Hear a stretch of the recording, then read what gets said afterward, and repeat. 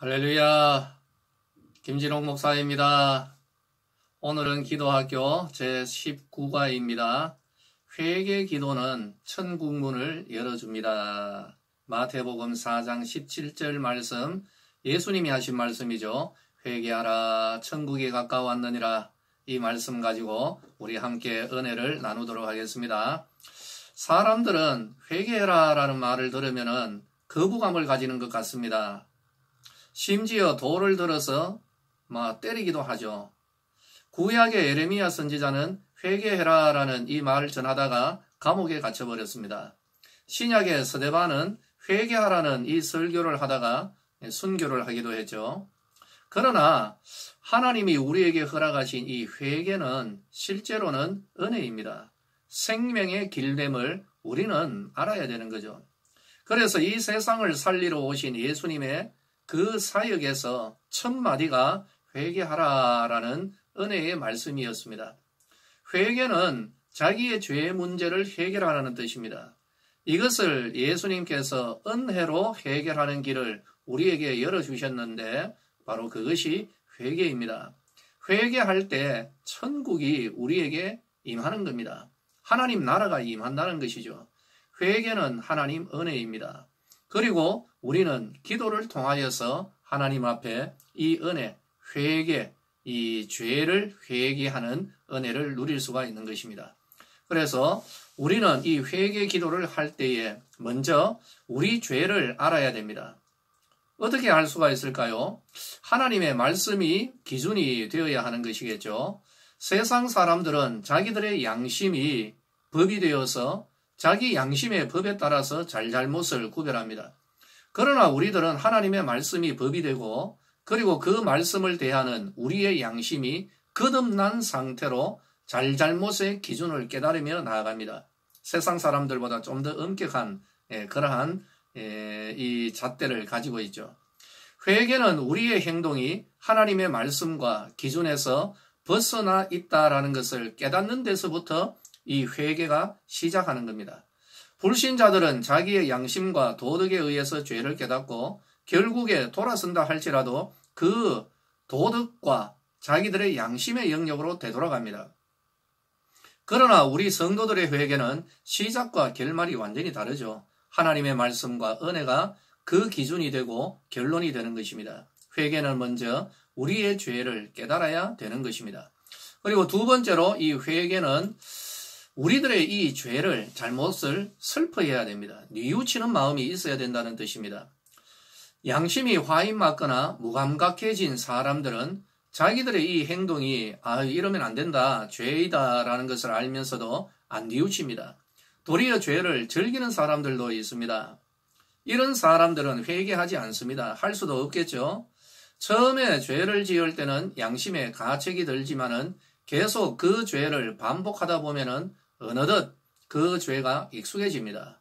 무감각해집니다. 심지어 그 죄를 은근하게 즐기게 되는 그런 지경까지 발전하는 거죠. 바로 심판으로 나아갈 수밖에 없습니다. 그러므로 먼저 하나님의 말씀에 따라 내가 지금 하고 있는 이 행동이 잘못되었다. 이 죄악됨을 깨달았을 때에 하나님 앞에서 자기의 이 죄악된 행동을 고백하는 이 회개의 기도를 슬퍼하며 뉘우치는 그런 기도를 드려야 되는 것입니다. 세 번째로, 그리고 슬퍼만 할 것이 아니라 죄의 길에서 돌아서야 됩니다. 돌이켜야 되는 것이죠. 때로는 우리의 마음이 감동을 받아서 자기의 죄악된 행동을 뉘우치고 슬퍼할 때가 많습니다. 그런데 여기에서 한 걸음 더 나아가야 됩니다. 아직까지는 이게 회개가 아니에요. 그것은 마음으로만 뉘우치는 것이 아니라 지금 걸어가는 자기의 이 죄악된 길에서 돌아서야 됩니다. 삶의 유턴이 일어나야 되는 것이죠. 우리의 영혼이 죄를 슬퍼하며 뉘우치는 증거가 뭘까요? 우리 육체가 그 길에서 이제는 방향을 되돌리는 것, 여기에서 분명하게 나타나야 하지 않겠습니까? 바로 여기에 우리는 죄의 길에서 돌아서야 한다라는 것. 내가 마음으로 뉘우치면서도 계속해서 그 길을 걸어가고 있다면 이것은 바른 회개가 될 수가 없겠죠. 그렇게 생각하지 않습니까? 자, 그리고 네 번째로 마지막입니다. 우리가 유턴을 하되 가는 길에서 돌아서는데 어디로 돌아서야 되는가? 이게 핵심입니다. 사실 예수님의 은혜를 모르는 세상 사람들도 자기의 그릇된 행동에 대하여서 뉘우칩니다. 실제로 또 그들의 삶 가운데서도 나름대로 유턴이 일어납니다. 돌아섭니다. 하지만 그렇다고 해서 그들의 뉘우침과 돌아섬과 변화를 가리켜서 회개했다라고 그렇게 말하지는 않습니다. 마지막이 다르죠. 뭐가 다를까요? 어디로 돌아서는가? 돌아서는데 그 사람도 돌아서고 교회 밖의 사람도 돌아서고 우리 예수 믿는 사람들도 돌아서는데 어디로 돌아서는가? 이게 결론이라는 거죠. 세상 사람들은 이 세상 양심과 도덕으로 돌아가 버립니다. 그렇죠? 이 세상의 도덕으로 그 영역으로 돌아가는 거죠. 그러나 거기에는 구원이 없어요. 그곳에는 영원히 엄격한 기준과 규칙만이 있을 따름입니다. 그러나 우리 성도들은 돌아서는데 어디로요? 이 땅에 천국의 은혜를 전하여 주신 예수님께로 돌아서는 것입니다. 할렐루야! 우리는 예수님께로 갈 수 있는 그 길이 열려 있는 거예요. 그래서 우리는 돌아서되 예수님께로 돌아서는 거죠. 바로 그 안에 우리 죄 문제를 온전히 해결받는 은혜가 있습니다. 바로 예수님 안에 우리를 천국 백성으로 받아주는 그 길, 이 길이 열려 있는 거죠. 회개는 예수님께로 돌아서는 것, 그 열매를 맺어야 되는 줄로 믿으시기를 바랍니다. 대표적인 예가 있죠. 가룟 유다와 베드로입니다. 예수님을 은30에 팔아넘긴 가룟 유다도 양심의 가책을 받았어요. 마음에 찔리는 겁니다. 괴로워서 못 사는 거죠. 뭐죠? 자기가 잘못했다라는 것을 깨달았습니다. 마음이 슬픕니다. 뉘우쳤습니다. 그리고 돈을 돌려주었습니다. 후회하고 돌았습니다. 그런데 어디로 돌아섰습니까? 자기의 양심과 도덕의 영역, 율법의 영역으로 돌아서 버린 거죠. 그곳에는 자기가 죄의 결과를 책임져야 되는 그밖에 없었습니다. 결국에는 그 마음속에 양심의 가책, 이기질 못해서 유다는 자기 스스로 자기의 목숨을 끊어버립니다. 그것으로 이 세상 참 마지막이 비참하게 되었죠. 하지만 저는 생각합니다. 가룟 유다나 베드로나 그저가 그저다라고 똑같다라고 생각합니다. 예수님을 면전에 두고서 3번이나 저주하면서 모른다고 딱 잡아대고 했던 이 베드로, 세상에 이런 법이 어디 있습니까? 예수님이 가장 힘들 때 옆에서 좀 도와주고 말 한마디라도 거들어줘야 되는 이 베드로 아니겠습니까? 그런데 바로 거기에서 예수님 앞에 세워놓고요. 뭐라고 합니까? 나 저 사람 몰라요. 맹세코 몰라요. 저주하면서 몰라요.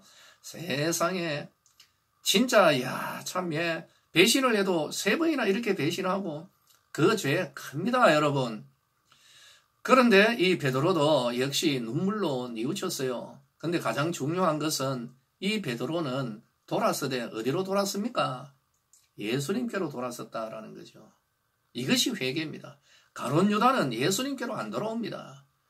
이 세상의 도덕으로 돌아가서 내가 책임지고 말지 하면서 스스로 목숨을 끊어버린 거죠. 이것은 회개가 아닙니다, 여러분.